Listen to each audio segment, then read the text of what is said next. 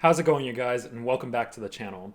Today's film is brought to you by the guy who brought you shit like Jack and Jill, Grown Ups, and so much more.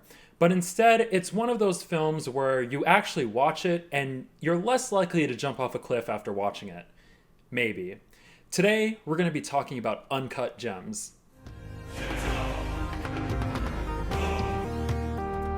Uncut Gems, starring Adam Sandler, is directed by Josh and Benny Safdie. A charismatic jeweler makes a high-stakes bet that could lead to the windfall of a lifetime.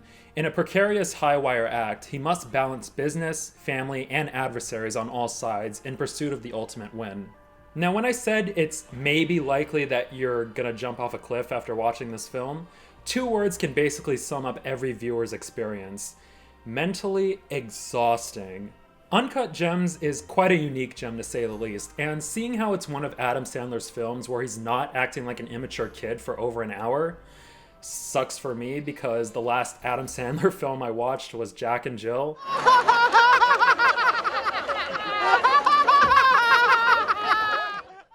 Oh, God. This was a very refreshing movie. And I think everyone can agree that Sandler playing as Howard in this film is definitely one of his best when it comes to an exciting and engaging performance. It's one of those very few moments where Sandler is able to show off how good of an actor he is, and how easy it is for him to entertain the audience in a non-comedic way. When given the right material to work with, he really knows what it takes to get into character and how to make it exciting. In Uncut Gems, Sandler gets to play the role of a gambler who's obsessed with finding new opportunities to increase his income whenever possible.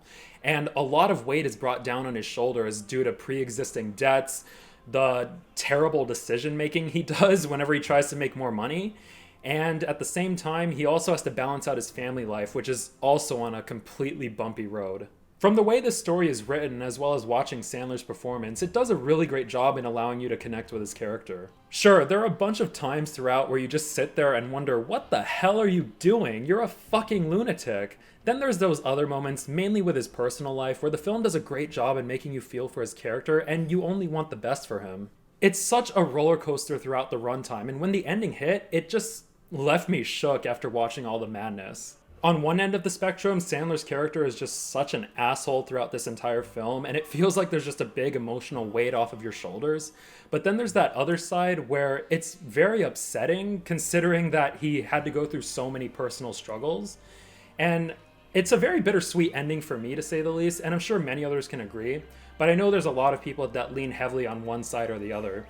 Where do you guys stand on that? Were you relieved to see what happened? Were you upset to see what happened? Or are you like me and are just in the middle of it? Let me know in the comments below.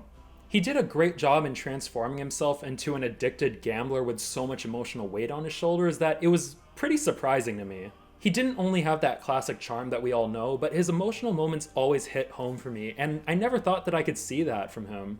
It's too bad that Sandler can't do more films like this because, in my opinion, I think this is where his talent is the strongest. And don't get me wrong, I'm not saying Adam Sandler can't be funny, but we all know how his comedy can get at times. I'm still suffering from all that. Ugh. And not just with Sandler, but the rest of the actors in this movie did a really great job, and I'm sure all of us can agree that the cast list is very surprising.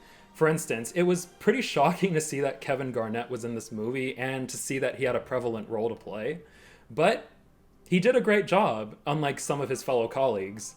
Idina Menzel also gets to be in this movie, which was also really well done and cool to see after only seeing her be Elsa for a while. I just wish we could have seen a little bit more of her though. And Julia Fox? Oh, yeah. So, despite her being eye candy for the beginning portion of this movie, I gotta say that I was really impressed with her performance for the rest of it. And believe it or not, it's her very first acting role, which was also really shocking to me, and her performance only got better and better as the movie progressed. She also worked very well with Sandler whenever they had scenes together, and they made for a perfect team. And Fox sure is lucky that she can act along with the looks, and I really hope that we'll be able to see her do more performances down the road. Where were you? Sorry. With all these great actors, Uncut Gems gets a lot better based on how all the events unfold. When Uncut Gems starts, it doesn't really feel like you're watching a film, but it feels more like you're watching real-life crime business unfold. When the exchanges are happening, everybody seems to be speaking at their own pace. Everybody talks over one another, bringing a much more genuine feel to it all. It never feels like anybody is reading off a script, and that's all in part to the actors, especially Adam Sandler. I really felt immersed in the setting, and I felt like I was watching a legit gambling war break out. And to be honest, it feels more like you're watching a story based on real events, seeing how everything plays out, and seeing what Sandler has to go through. But I guess the only nitpicky thing I can say about the setting is how off the sound mixing is. The soundtrack can be really hit or miss at times, and sometimes it can really overpower the characters and their dialogue. In my opinion, it tends to be a little cartoonish at times, and it kind of makes me forget what kind of film I'm sitting through.